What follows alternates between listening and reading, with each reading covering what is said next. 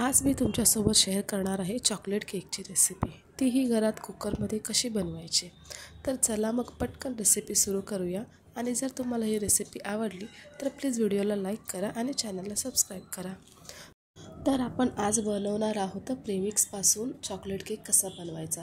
तर आपण घेऊया एक मोठी वाटी चॉकलेटचं प्रीमिक्स आणि त्यामध्ये एक छोटी वाटी किंवा एक छोटासा चमचा आपण तेल याच्यामध्ये घालून व्यवस्थित मिक्स करून घेऊया। आपण याच्यामध्ये तेलही घालू शकता, तूपही घालू शकता किंवा बटरही आपण याच्यामध्ये घालून मिक्स करू शकता। आता ज्या वाटीने आपण प्रीमिक्स घेतलं होतं सेम त्याच वाटीने आपण पाणी ह्याच्यामध्ये घालूया।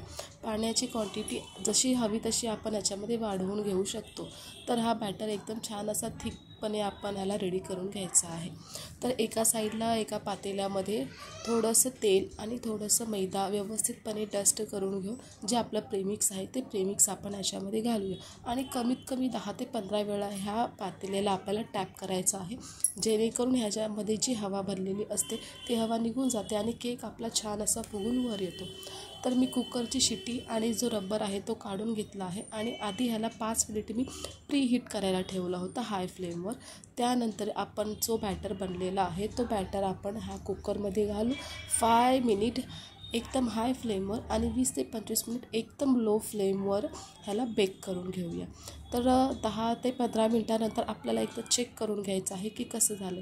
तर माझा हा 20 मिनिटामध्ये केक बनून तयार झाला होता। छान असा सॉफ्ट आणि स्पॉन्जी हा केक आपला बनून तयार झालेला आहे, तुम्ही बघू शकता। तर मी ह्या केकला एकदम असं गार्निशिंग करायचं होतं, त्यामुळे मी क्रीमही ऑलरेडी मार्केटमध्ये जी रेडी मिळालेली होती ती क्रीम मी रेडीमेड आणली होती। सोबतच त्याच्यामध्ये आपण आता ह्याला केकला 2 पार्टमध्ये डिवाईड करून घेऊया आणि जो क्रीम आहे ती क्रीम थोडंसं पाणी लावायचं आहे आपल्याला केकवर पाणी लावल्याने क्रीम छान अशी चिटकून बसते त्यावर। तर मी आता ह्याला केकला 2 पार्टमध्ये डिवाईड करून छान प्रकारे असं क्रीम व्यवस्थितपणे लावलं होतं आणि हा माझा केक मी पहिल्यांदाच बनवला होता, त्यामुळे हा केक माझा अशा प्रकारे बनून तयार झाला आहे। जर तुम्हाला ही केकची रेसिपी आवडली असेल तर प्लीज व्हिडिओला लाईक करा आणि चॅनलला सबस्क्राईब करा।